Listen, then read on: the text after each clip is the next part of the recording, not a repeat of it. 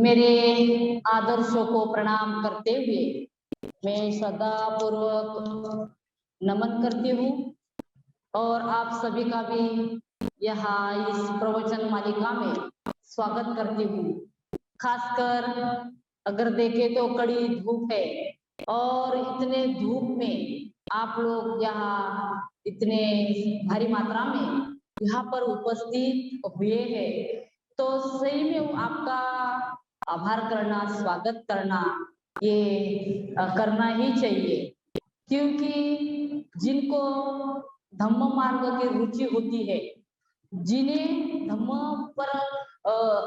मार्ग सुनने में या धम्म मार्ग पर चलने में रुचि होती है, वो लोग सही में स्वागत करने के लिए पात्र होते हैं। क्योंकि काफी सारी जनता है, बुद्धिस्ट जिन लोग को कहते हैं, और इनमें से आप लोग यहाँ पर आए हो, तो मैं सभी का बहुत बहुत सही में तहे दिल से सभी की ओर से स्वागत करती हूँ। खासकर युवा लोग भी आने लगे हैं, ये बड़ी अच्छी बात है। आज के जो प्रवचन मालिका है, और आप सभी को पता है कि बौद्धों के 10 अलंकार ये प्रवचन मालिका चल रही है, और जो लोग पहले अलंकार से आए हुए हैं उनका मैं अगर कंटिन्यू कर रहे हैं तो ये जो विषय है तो सही में उनको समझ गया होगा। और अलंकार जो होते हैं, ये अलंकार पहनने के बाद, वो परिधान करने के बाद जो व्यक्ति है, चाहे महिलाएं हो पुरुष हो, वो अलंकृत होते हैं, सुंदर दिखने लगते हैं। उनको भी खुद को बहुत अच्छा लगता है, इसलिए हम अलंकार पहनते हैं। तो भाई और बहनों, जो भी भौतिक अलंकार है उससे तो हम सुंदर लगते ही है, उससे तो हम अच्छे लगते ही है। जब हम तैयारी करते हैं, कहाँ पर जाते हैं, तो वो हमें बहुत अच्छा लगता है ना। तो ऐसे ही धार्मिक जो है वो भी अलंकार है। अगर ये अलंकार हम पहनते हैं, परिधान करते हैं, स्वीकृत करते हैं, तो शायद हमारा जीवन एक अलग तरीके से क्या बोलते हैं, सुंदर दिखने लगता है। तो ये अलंकार भट्टे संरक्षक जी ने 1992 में दिए हुए हैं, और मुझे लगता है कई सारे लोग ये अलंकार परिधान करके अपना जीवन जी रहे हैं, और उनके जीवन में शुद्धता आ रही है, वो अच्छे दिखने लगे हैं, वो बहुत सुंदर लगने लगे हैं। क्योंकि ये जो अलंकार है, वो अलंकार खरीदने में पैसे नहीं लगते, है ना, ज्यादा कीमत नहीं देनी पड़ती, लेकिन हमारा टाइम देना पड़ता है, और वो टाइम आप लोग दे रहे हैं। जो पहले अलंकार से यहाँ पर आए हैं उनका मैं स्वागत करती हूँ, जो भी कंटिन्यू कर रहे हैं। तो ऐसे ये त्रिरत्न बौद्ध महासंघ में ये जो 10 अलंकार है, भाइयों और बहनों, आपको सब मिलेगा, लेकिन ये जो शिकवन है ये काफी बहुत अच्छी शिकवन है, और काफी संगठन है, कई सारे संगठन है, लेकिन मैं बचपन से देख रही हूँ, छोटी हूँ तब से देख रही हूँ कि ये जो शिकवन है बहुत अलग है, सही में बहुत अलग है। और आपको पता है, ये जब हम जैसे पहला ही अलंकार है ध्यान, है ना, उसके बाद है धम्म पढ़ाई, कल्याण मित्रता, चौथा अलंकार है प्रिय वाणी, पांचवा अलंकार है मादक पदार्थ का सेवन नहीं करना, और छठवा अलंकार है सीधा साधा जीवन, साधे, मराठीमध्ये त्याला साधेपणाचं जीवन म्हणतात। उसके बाद सातवां अलंकार है धम्म कार्य, और आज का जो अलंकार है वो है धम्म यात्रा।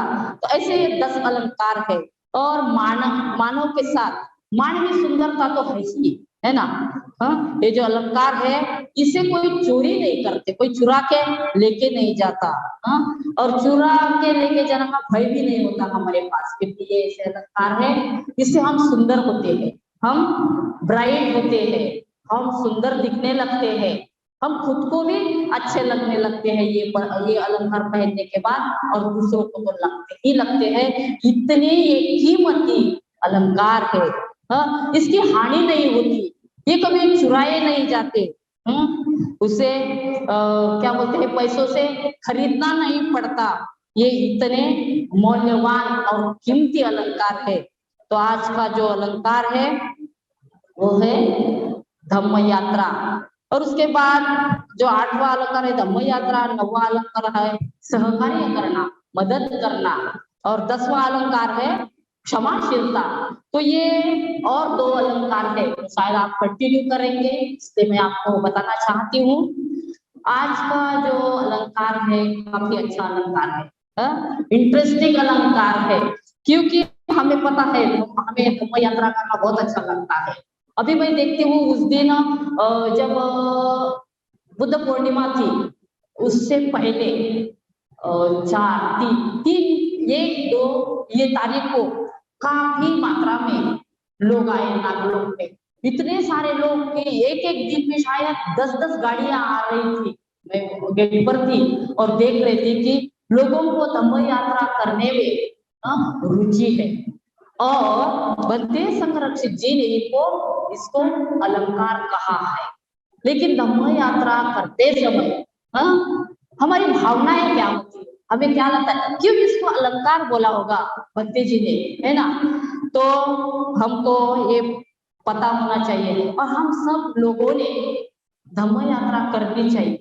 अगर आपके पास ज्यादा पैसे नहीं है, हम आसपास भी जा सकते हैं, है ना? नजीक भी जा सकते हैं। अगर आपको धम्म यात्रा ही करनी है तो हम नागलोक में भी आके आप धम्म यात्रा का अनुभव कर सकते हैं। देखिए एक दिन निकालो, बहुत सारे लोग आते हैं और बोलते कि नहीं आज मैं पूरे फैमिली के साथ मैं जहां जहां बाबा साहब का जो स्थल होगा, जैसे यहाँ शांतिवन है, नागलोक है, ड्रैगन पैलेस है, कई सारी चीजें हैं जहां हमें जाना चाहिए। इसका परिणाम हमारे मन पर होता है। जब यहाँ लोग आते हैं, यानी मैं छोटा सा उदाहरण देती हूँ, नागलोक में लोग आते हैं, कभी कभी नागपुर के लोग जब एंट्री करते हैं और वहां मैं देखती हूँ तो वो आप कितने बार आए ऐसे मैं पूछती हूँ तो वो बोलते फर्स्ट टाइम आया हूँ। मुझे अजीब सा लगता है। ये काफी दिनों से नागलोक की निर्मित हुई है और हम आज के तारीख में पहली बार आए हैं, तो सोचना चाहिए हम थोड़ा पीछे है। धम्म यात्रा धम्म यात्रा करने का मतलब है जो बौद्ध स्थल है, जहाँ बुद्ध का वास होता है, जहाँ बुद्ध रहते हैं, वहां हमें जाना चाहिए। तो ये बड़ी अच्छी बात है कि हम यहाँ आते हैं। जब हम घर से निकलते हैं हमारे मन में कुछ ना कुछ होता है ना? ऐसे ही हम आते हैं क्या? आप लोग ऐसे ही आते हैं क्या यहाँ पर? ऐसे ही बोलते हैं कि कोई टाइम पास करने के लिए हम जा रहे हैं? बिल्कुल नहीं भाई और बहनों, अलग हमारी फीलिंग्स होती है, क्योंकि यहाँ धम्म मिलता है, यहाँ बुद्ध मिलते हैं, जहाँ कहीं भी हम जाते हैं। इसीलिए भक्ति जी ने ये धम्म यात्रा को अलंकार कहा है।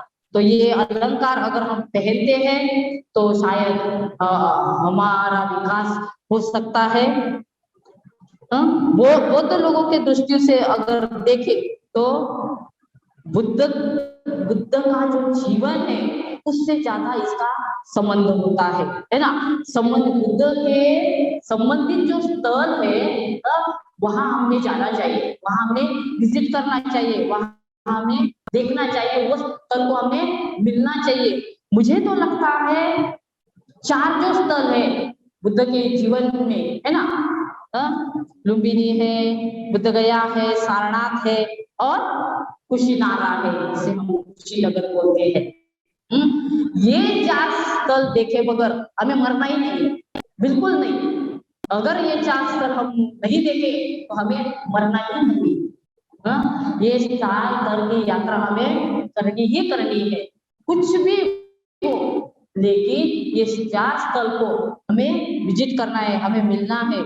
जैसे कि बुद्ध का जन्म लुम्बिनी में हुआ है, तो लुम्बिनी नेपाल में आती है।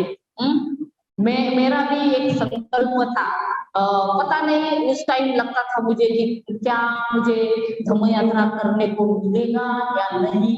तो मैं सोच रही थी नहीं, मैंने एक संकल्प किया था कि नहीं, ये 4 स्थल को मैं देखे बगैर नहीं रहूं। और अभी संघ की देन है जब हम अलंकार पहनते हैं भाई और बहनों, तो हमें सब कुछ मिलता है। जब हम धम्माचरण करने लगते हैं तो शायद सब मिलता है। धम्म में सुख है, समाधान है, शांति है ना। तो ये चीजें मैं मेरे अनुभव के तौर पर देखती हूँ। लेकिन पहले बार जब मैं बुद्ध गया गई थी, मैं 2011 में धम्मचारिणी बन गई, और उसके बाद 13 को शायद कन्वेंशन था, और उस टाइम मुझे जाने का मौका मिला और मैं बुद्ध गया में गई। जैसे ही मैं यानी बुद्ध गया में रेलवे स्टेशन पर उतरी, तो मैंने वो जो बुद्ध गया की भूमि है वहां पर मैंने स्पर्श किया और मैंने अपना माथा टेका।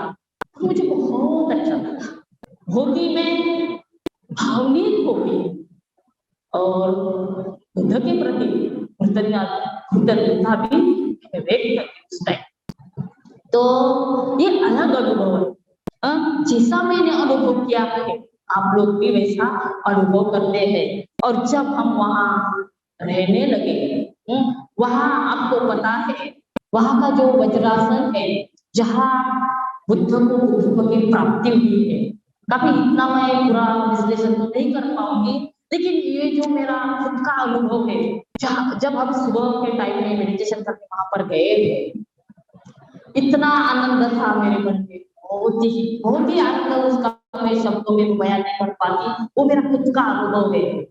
जहाँ बुद्ध बैठे हैं और हम सोचने लगते हैं इसके बारे में।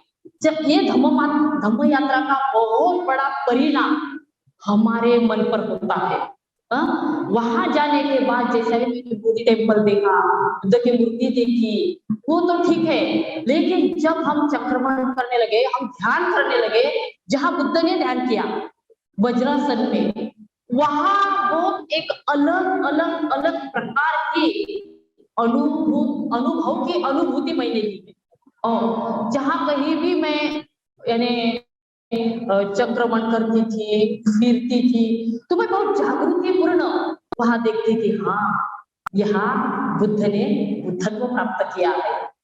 वो मुझे वो कई यानी अभी तो बहुत विकसित है सब चीजें, लेकिन उस काल में गई जिस काल में बुद्ध ने बुद्धत्व प्राप्त किया था।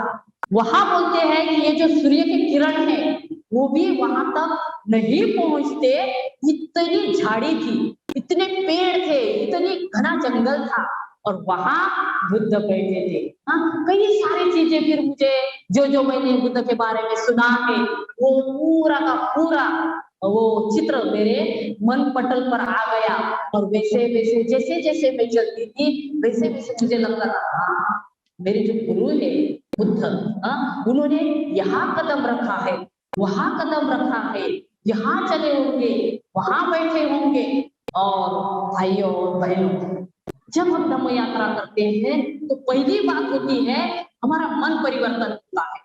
चाहे कितना भी कठोर व्यक्ति हो, वो बदलता है, वो बुद्ध धम्म के प्रति संवेदनशील होता है, वो जागरूक पूर्ण रहता है। क्योंकि मैं मेरा अनुभव देखती हूँ और आपको भी पता है, कई सारे अलग अलग प्रकार के मॉन्क्स होते हैं, अलग अलग प्रकार के भिक्षु होते हैं, और वो अपना अपना धर्माचरण वहां करते हैं। कोई दंडवत करता है, कई कई महीने से वो जगह खरीद करके वहां दंडवत साधना करते हैं, मंत्र पठन करते हैं, और उसका परिणाम हमारे मन पर होता है।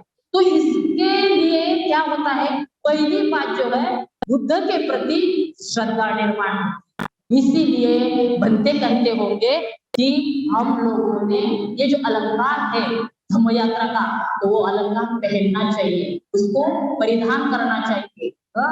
इसीलिए हमारा व्यक्तित्व जो है वो बदल सकता है, हम जागरूक हो सकते हैं, हमारे आदर्शों के प्रति हम संवेदनशील बनते हैं, और हमारे मन में एक श्रद्धा का भाव निर्माण होता है। और जहां श्रद्धा निर्माण होती है वहां से परिवर्तन शुरू होता है।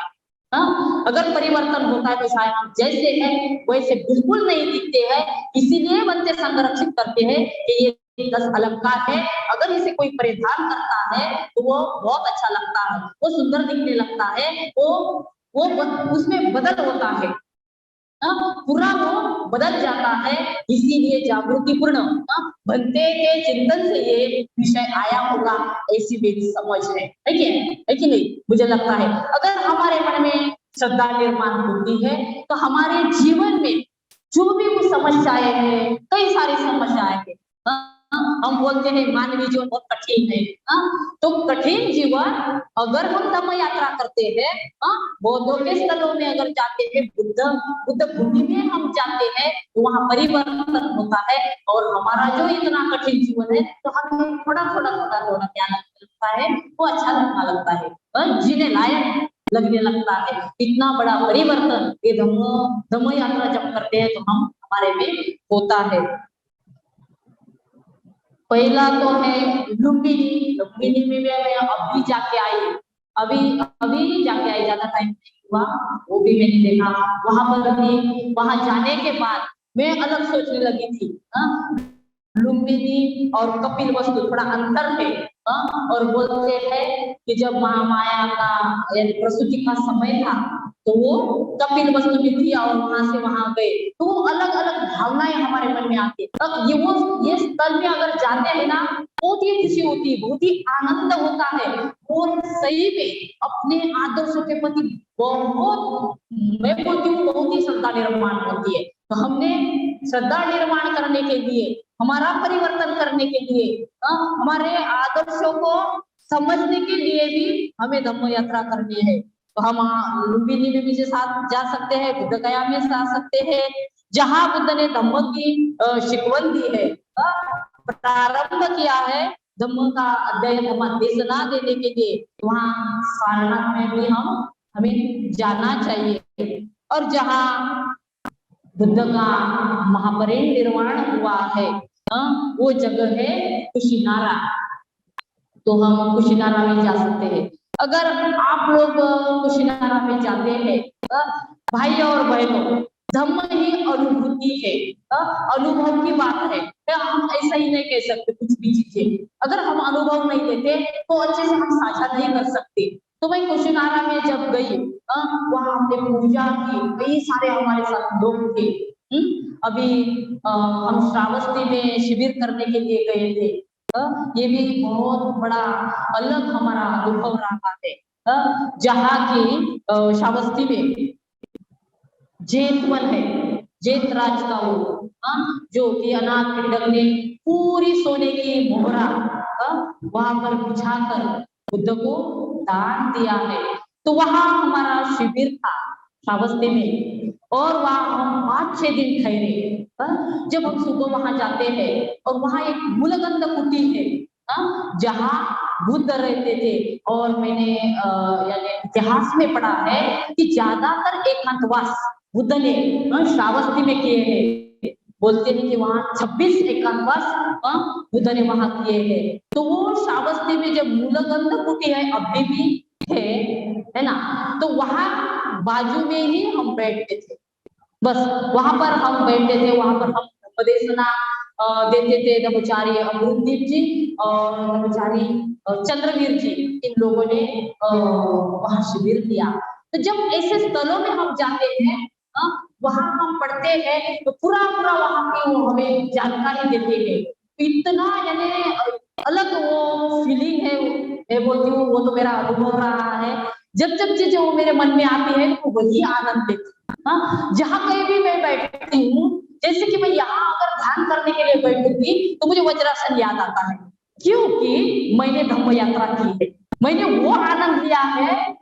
जहाँ बोधि वृक्ष अभी भी है, वहां वो बोधि टेम्पल के नीचे, बोधि वृक्ष के नीचे भगवान बुद्ध को बुद्धत्व प्राप्त हुआ है, वहां मैं बैठी हूँ, वहां मैंने ध्यान किया है।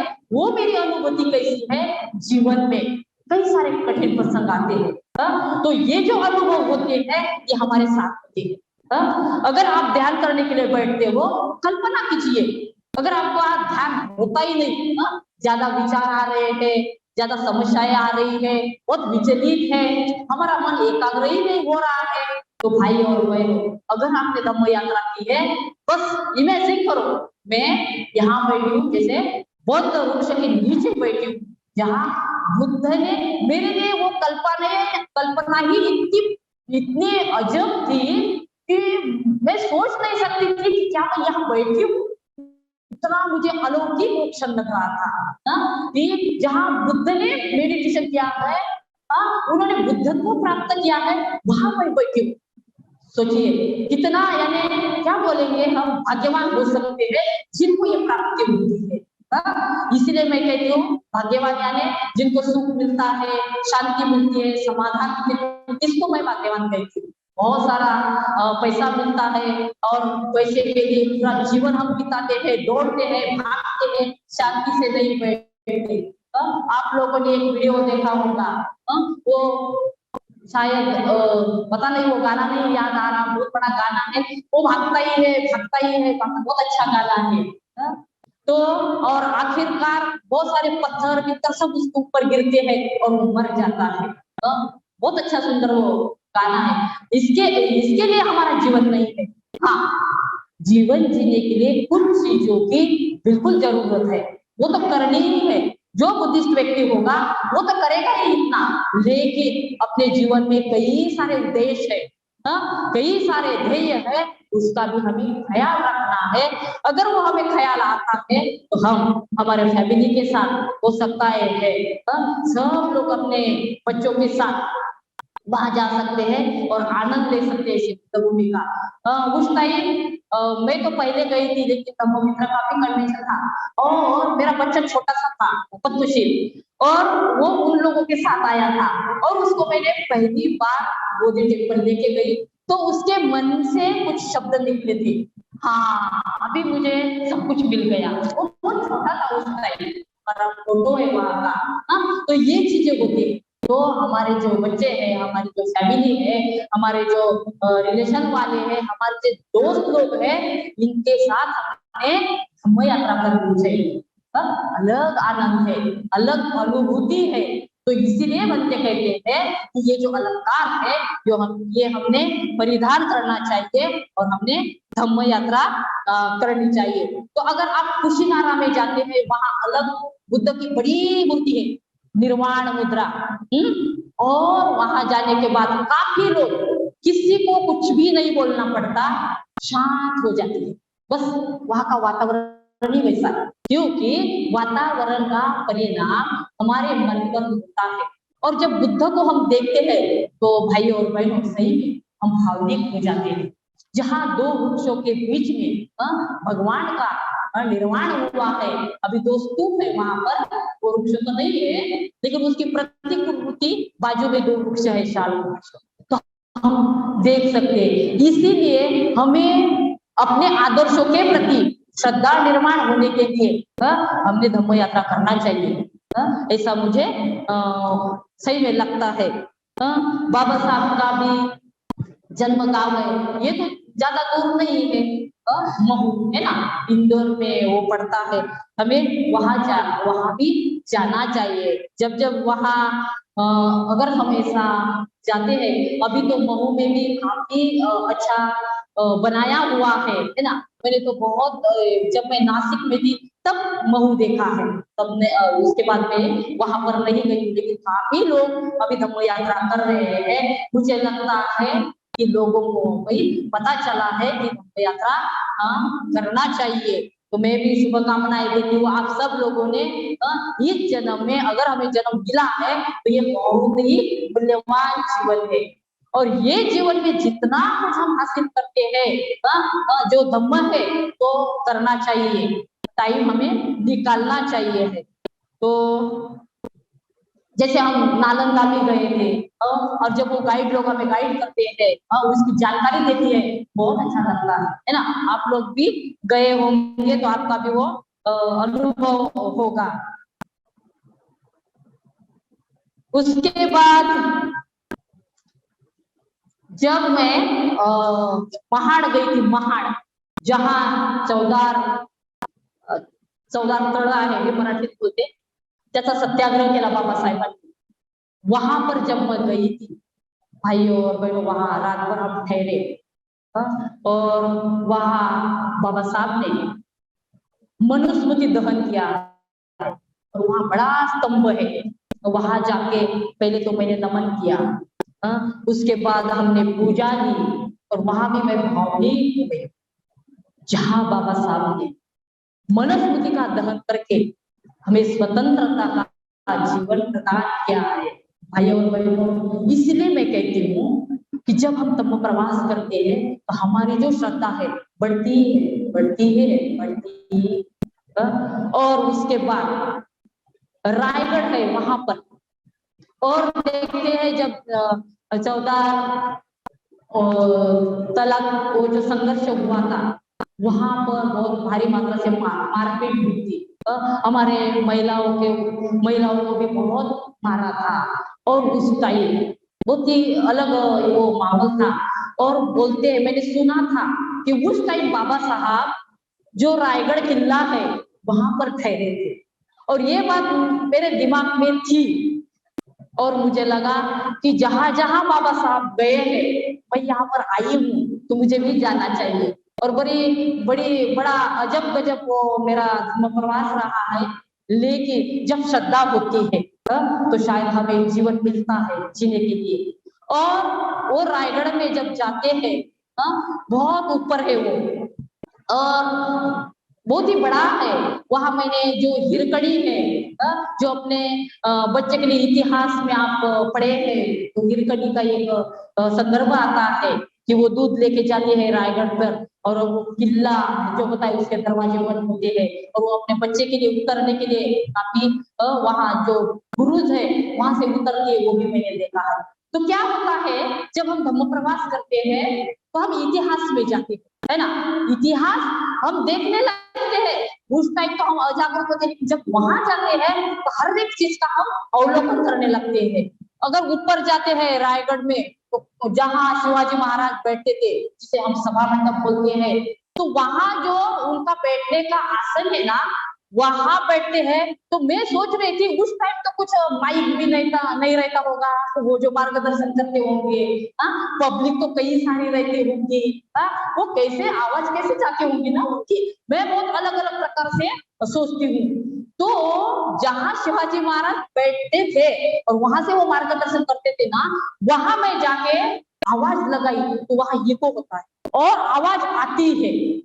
वहां पर खेती है, वहां ऊपर ऊपर बहुत सारे पानी के झरने हैं, कई कई सारी चीजें वहां मैंने ढूंढी है। लेकिन वहां मेरा जाने का एक ही मकसद था, वो था कि जहां बाबा साहब गए थे, जब वो सत्याग्रह हुआ, बहुत हिंसाचार हुआ, तो बाबा साहब को सुरक्षित रखने के लिए वहां लेके गए थे, ऐसा मैंने सुना था।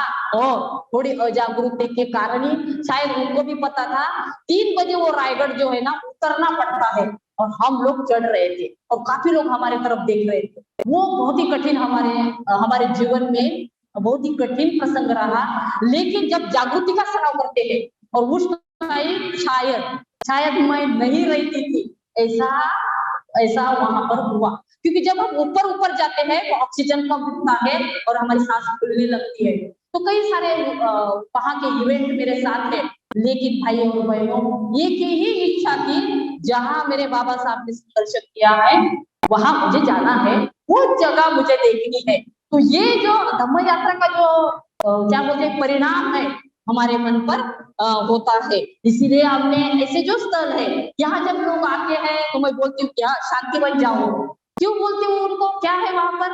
अरे बाबा साहब ने जो शर्ट पहना है, बाबा साहब ने जो हैट पहनी है, बाबा साहब ने जो सॉक्स पहने हैं, बाबा साहब ने जो पेन से लिखा है, बाबा साहब ने जब प्रतिज्ञा की है, धर्मांतर किया है, जो वहां मूर्ति है, देखिए बिल्कुल अजीब सी कल्पना मन में आती है। हाँ, बाबा साहब ने हमने देखा नहीं, शायद कुछ लोग यहाँ बुजुर्ग होंगे, उन्होंने बाबा साहब को देखा होगा, मैंने नहीं देखा।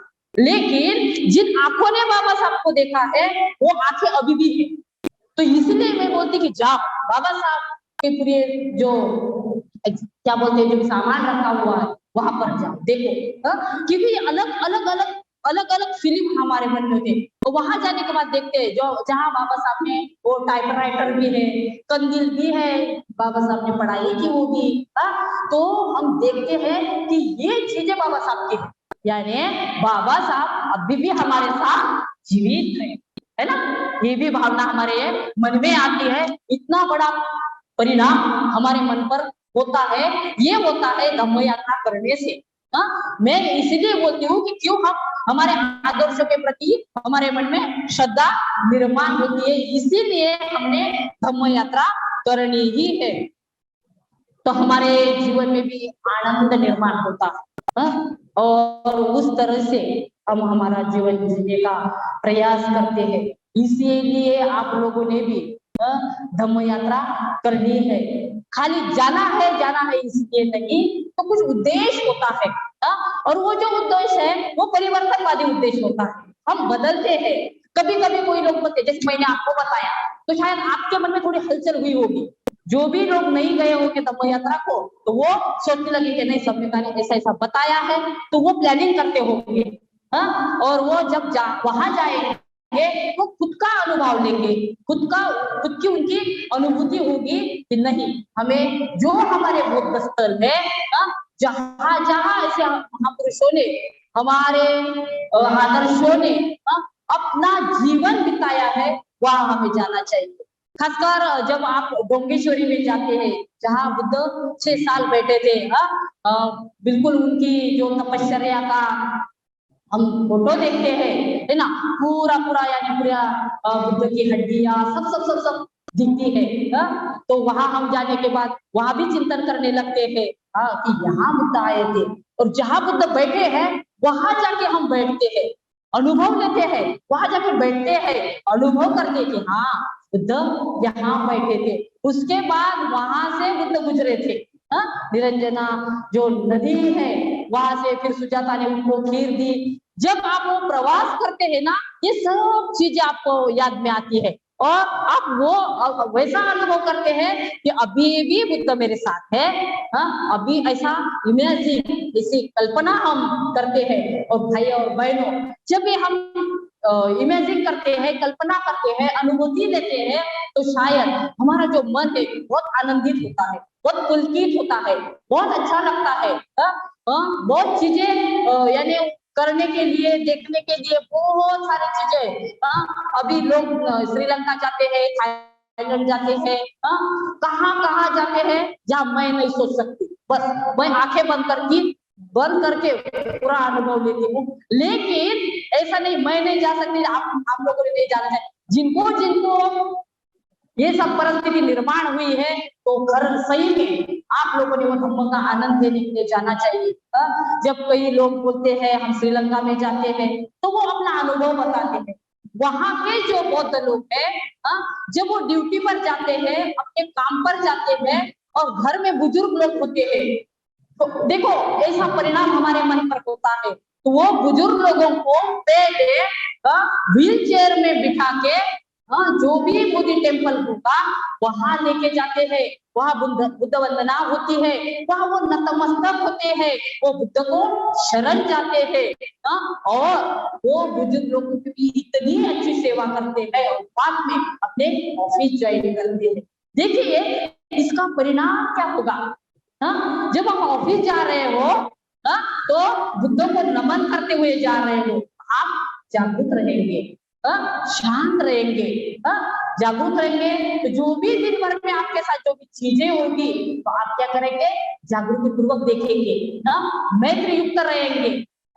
जो भी किसी के साथ दिन भर संवाद होता है, तो वो संवाद हमारा जागृति पूर्ण होगा, अच्छा होगा, और हमारे संपर्क में जो लोग आएंगे उनके साथ हम अच्छा समय बिताएंगे। यानी जब हम सुबह, जैसे पहला ही अलंकार है ध्यान करना, है ना, पहला ही अलंकार बोला है, अगर हम ध्यान करते हैं तो वो दिन भर परिणाम हमारे मन पर रहता है।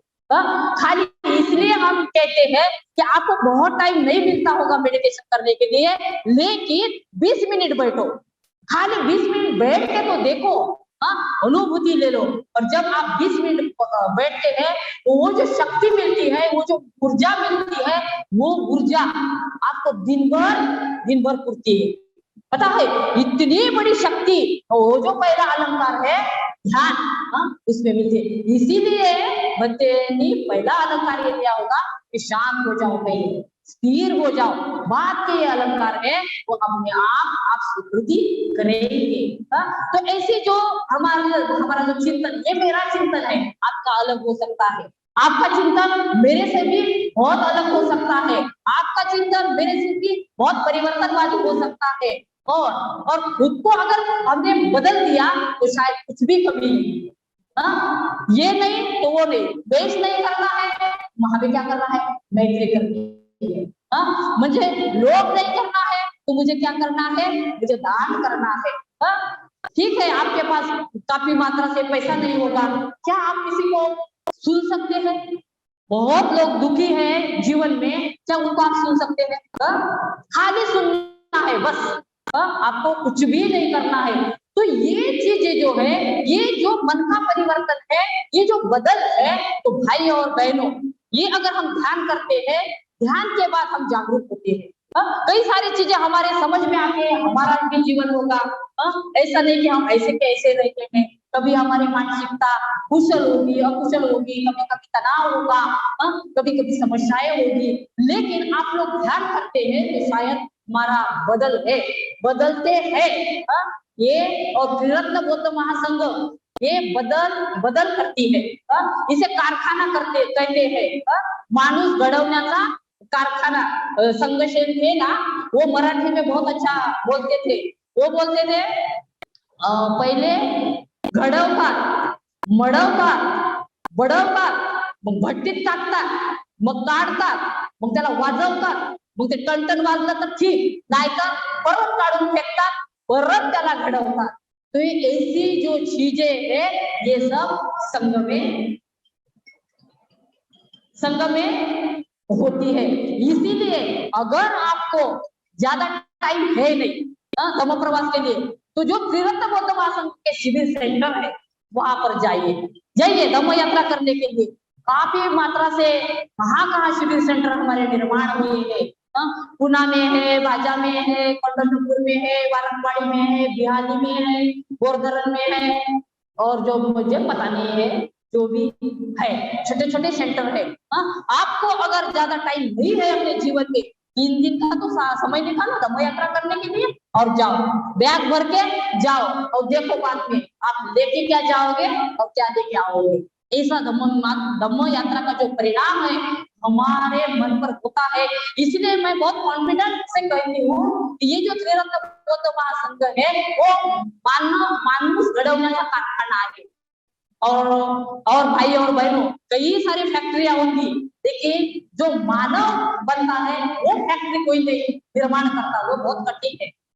लेकिन यह फैक्ट्री भगवती संग्रह जी ने निर्माण की है। तो यहाँ हम आ सकते हैं, हम धम्म यात्रा कर सकते हैं, अनुभव ले सकते हैं अपने जीवन का, और खुद का परिवर्तन खुद बताते हैं। कई सारे धम्म मित्र हमारे साथ रिपोर्टिंग करते हैं कि हाँ मैं ऐसी थी, मेरे मन में ये सब चीजें चल रही थी, लेकिन अभी मैं देख रही हूँ मैं बदल गई। खुद बोलते हैं, कोई पूछना पड़ता नहीं, क्योंकि ये बदल की प्रक्रिया है। इसीलिए बंदे कहते हैं कि धम्म यात्रा करो, बदलो। तो भाई और बहनों, जागृति पूर्वक हमें आज का जो अलंकार है ये परिधान करना ही है बोल रही हूँ मैं।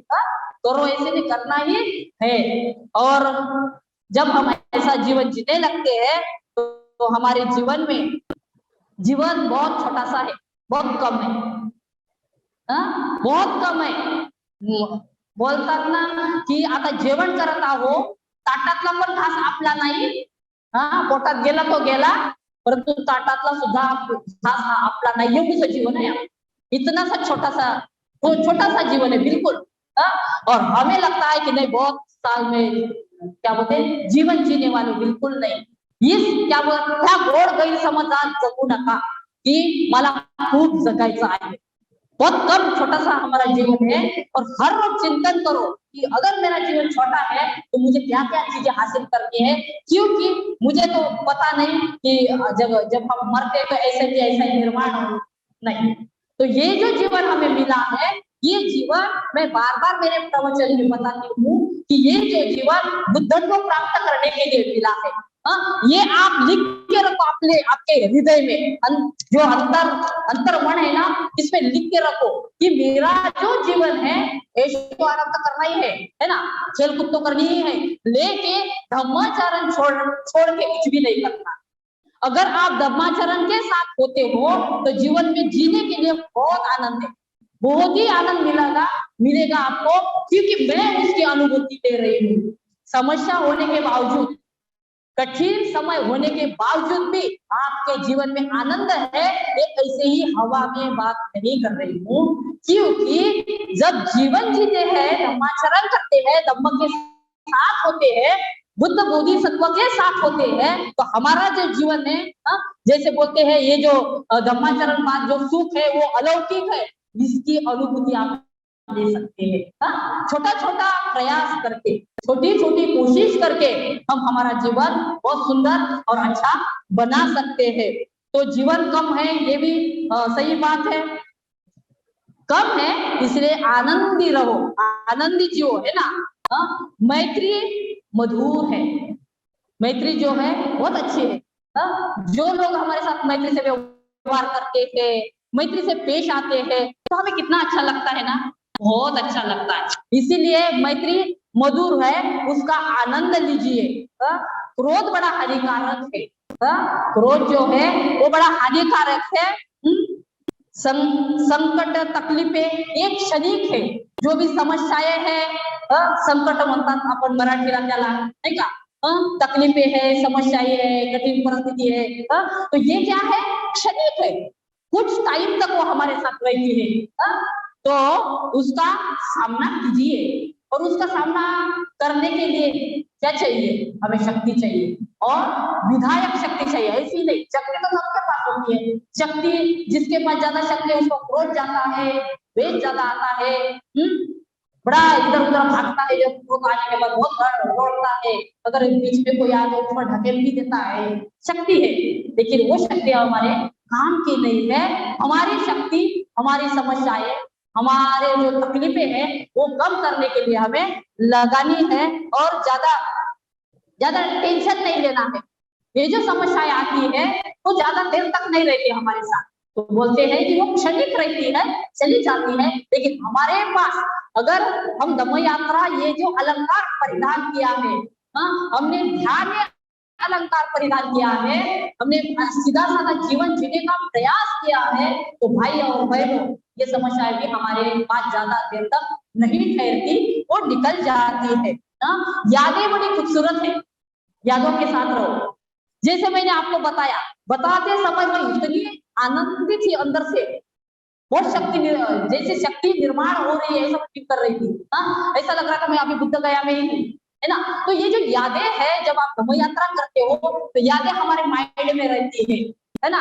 तो यादें कैसी है, ये यादें बड़ी खूबसूरत है, उसको संभाल कर रखिए, उसका चिंतन कीजिए, वो हमारे साथ चिरंतन रहेगी हमारे साथ, उसे अपने हृदय में समा लीजिए। ह्या ज्या आठवणी आहेत ना, आपल्या हृदयामध्ये कोरून ठेवा। त्या धम्म प्रवासाच्या ज्या आठवणी आहेत ना, त्या आपल्या हृदयात ठेवा। बघा, तुम्हाला जरी तुम्ही एक बार आपने धम्म प्रवास किया होगा, धम्म यात्रा की होगी, लेकिन अगर वो यादें आपके साथ है, लिख के रखिए, और जो अच्छाइयां है हमारे हृदय में रखिए।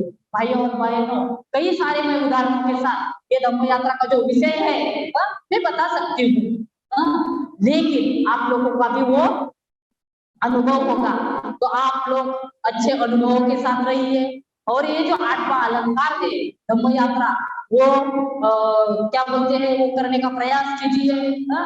मैंने आपको ये भी बोला लास्ट में कि अगर आपको टाइम नहीं मिल रहा है तो जहाँ त्रिरत्न बौद्ध वहां पे सेंटर है, वहां धम्म यात्रा कीजिए, नागलोक में आके धम्म यात्रा कीजिए, बोरदर में जाके या धम्म यात्रा कीजिए। जहां जहां बुद्ध वास करते हैं वहां जाके आप धम्म यात्रा कर सकते हैं। तो सभी को आज का जो अलंकार है धम्म यात्रा, ये परिधान करेंगे आप, ऐसी मैं आशा करती हूँ। आप लोगों ने मुझे बहुत शांति से सुन लिया, सभी का बहुत बहुत आभार व्यक्त करते हुए यहीं पे मैं मेरे प्रवचन को समाप्त करती हूँ, पूर्ण विराम देती हूँ। जय भीम, नमो बुद्धाय।